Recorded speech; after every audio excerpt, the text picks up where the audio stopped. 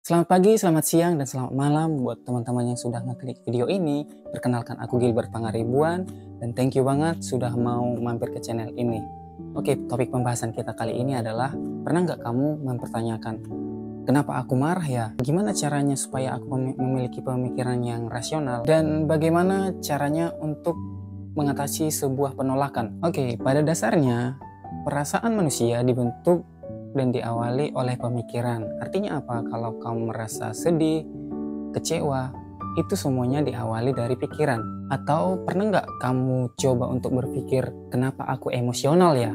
Oke, kita bahas di sini.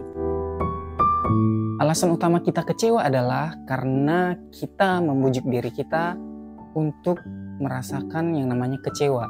Jadi, biangnya adalah pikiran kita atau cara berbicara kita kepada diri sendiri. Ada yang namanya teori ABC.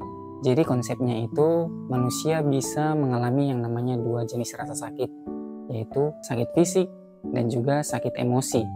Oke, singkatnya seperti ini. Kalau ada seseorang yang berkata kasar kepadamu, contohnya seperti ini.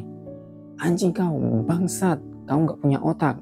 Ini kita sebut sebagai A. Ketika orang-orang berkata buruk seperti yang aku sebutkan tadi, nah biasanya kita akan kepikiran bahwa apakah dia marah sama aku, apakah dia tidak menyukaiku, aku nggak suka dan nggak tahan dengan kata-kata kasar seperti itu. Dan ini kita sebut sebagai B. Perasaan marah, kecewa, sedih, dan depresi, ini kita sebut sebagai C. Yang hal ini biasanya timbul karena gestur tubuh kita atau hal yang timbul pada tubuh kita. Sering kita berpikir kalau kata-kata kasar yang diucapkan oleh orang lain adalah yang membuat kita kecewa.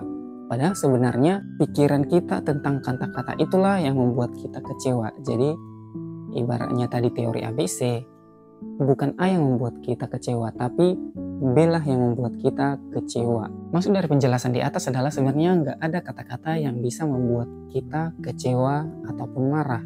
Kecuali kita menyetujui kemarahan dan kekecewaan itu. Kemudian kita mengekspresikannya dalam bentuk gestur tubuh kita dan memperlihatkannya kepada orang-orang lain. Pernahkah kamu ingat apa tindakanmu sesaat kamu sebelum marah?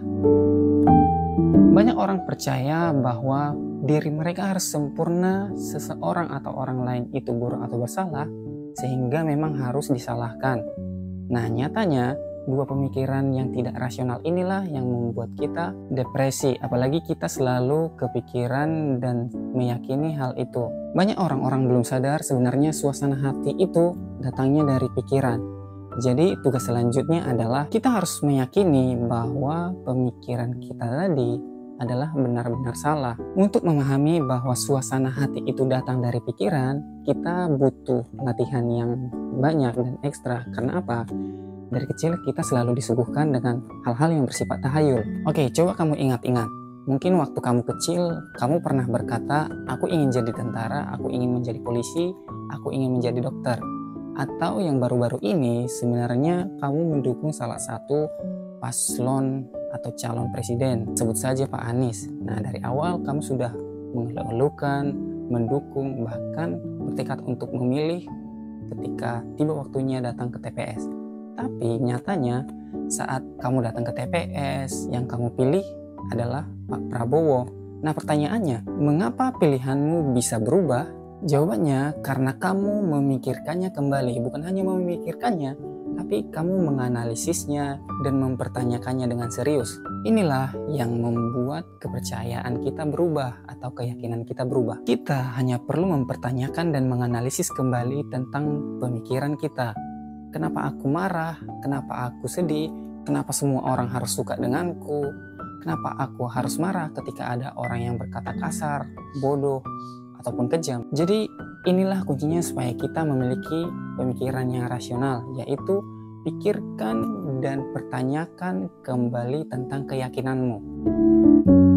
Penilaian orang bisa saja sangat salah, kejam, iri, dengki, serta berprasangka. Penilaian orang lain akan memberitahukan kepada kita bahwa mereka hanya merasa sesuatu itu tidak baik, tidak enak, sehingga mereka memilih hal-hal yang lain. Oke, contohnya gini, kamu suka terhadap buah apel, tetapi temanmu tidak menyukai buah apel. Ketika kamu bertanya tentang buah apel kepada temanmu, maka respon yang muncul terhadap dia kemungkinan adalah apel itu tawar, agak asam, kemudian tidak enak untuk dimakan. Jadi penolakan sebenarnya adalah gambaran tentang diri mereka, bukan tentang dirimu. Banyak pendapat yang selalu dikatakan oleh orang-orang kepada kita. Sebenarnya pendapat ataupun pemikiran mereka terhadap penampilan kita, keputusan kita adalah masalah selera. Jadi ibaratnya ini sama saja apabila kamu lebih menyukai nasi goreng daripada mie goreng. Perlu kamu ketahui untuk lepas dari penolakan adalah bahwa orang lain juga bisa salah dalam berpendapat. Jadi biarin aja mereka berpendapat tentang A, B, dan C. Terus gimana kasusnya bro kalau orang tua yang memberikan pendapat? Nah ini udah beda lagi nih kasusnya. Mendingan kita iyain aja.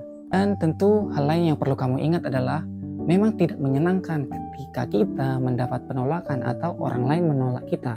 Tetapi penolakan ini bukanlah sama sekali tentang hidup dan mati. Jadi perbaiki diri pada sisi yang membuat kita ditolak. Berbaik hatilah pada diri sendiri, buat posisimu di tempat yang tepat, hargai dirimu meskipun orang lain tidak. Oke, cukup video kali ini. Semoga bermanfaat buat teman-teman yang mendengarkan. Aku Gilbert Pangaribuan. See.